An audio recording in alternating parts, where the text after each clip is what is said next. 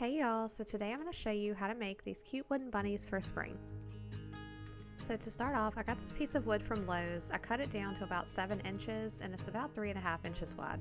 So to start off, I'm just painting this completely white. So I'm using Folk Arts Cottage White chalk paint. But I didn't want this like super bright white, and to also give it more of a rustic styled look, I added in a little bit of hazelnut by Waverly chalk paint. Now while that's drying, we can go ahead and cut out the ears for our bunnies. So I'm using this fabric that I got off of Amazon. I will link it down below for you guys, but you can use any type of fabric that you have, or you can also use burlap if you prefer.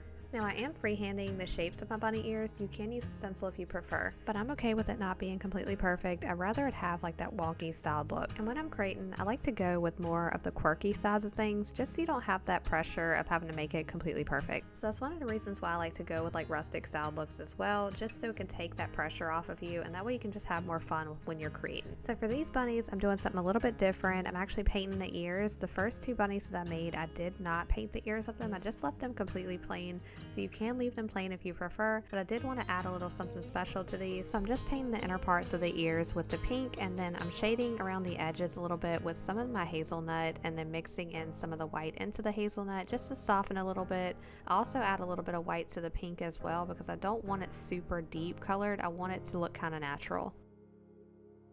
So next we're going to outline our bunny ears with the floral wire. So I'm just doing a thin little bead of hot glue along the edges and then adding my floral wire on top of that. It does not have to be perfect, so we're going to go in and just trim off any excess on the outer edge of our floral wire.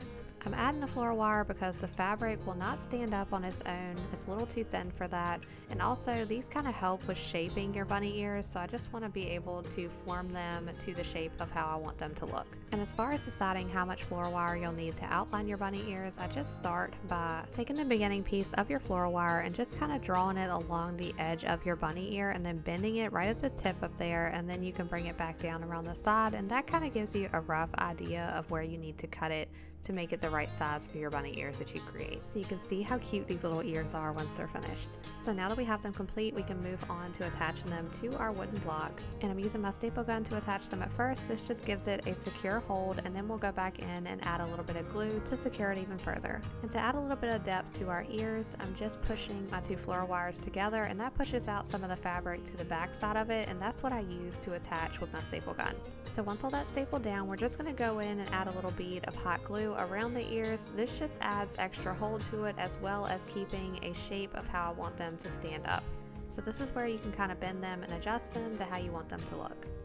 So next we can add in our floral. So I'm using this Raffia Grass that I got off of Amazon, and I'm just gluing that right onto the front of our bunny.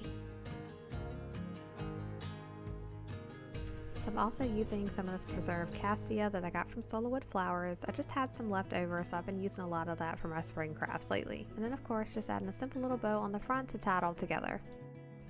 And just to add a little something extra, I'm adding some twine to the bottom of it just to fill in that space, because without it, it just looks a little too bland. So I'm just taking my twine and just wrapping it around the bottom of my bunny several times until I feel like it's full enough.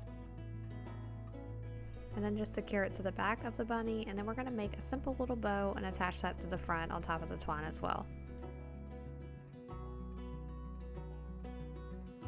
So next we're going to add in the finishing touches. So I'm making the whiskers for my bunny, and I'm using the same twine that I used for the bottom of our bunny. And we're just going to cut these to the size that we think we need. Of course, you can go in and just trim it up a little bit if you do need to once you add it to your bunny. And once you attach it with the glue, you can hold the center of it and just kind of like pull the whiskers up to like shape them a little bit, because at first they are kind of laying all together.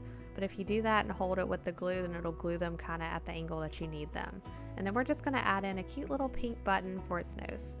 And for the eyes, I'm just using my black paint pen so that I can just draw them on to make it a little bit easier. And I just draw mine in kind of like a teardrop shape and then just fill them in. So now we're complete with it. I think it's just so adorable. It's just a cute little simple bunny that you can create for spring. And you can do the ears all different ways, and you can paint the bunnies different colors. It's just so many different possibilities that you can do to create these. So I really hope you enjoyed the video. Thank you so much for watching, and I will see you on the next one.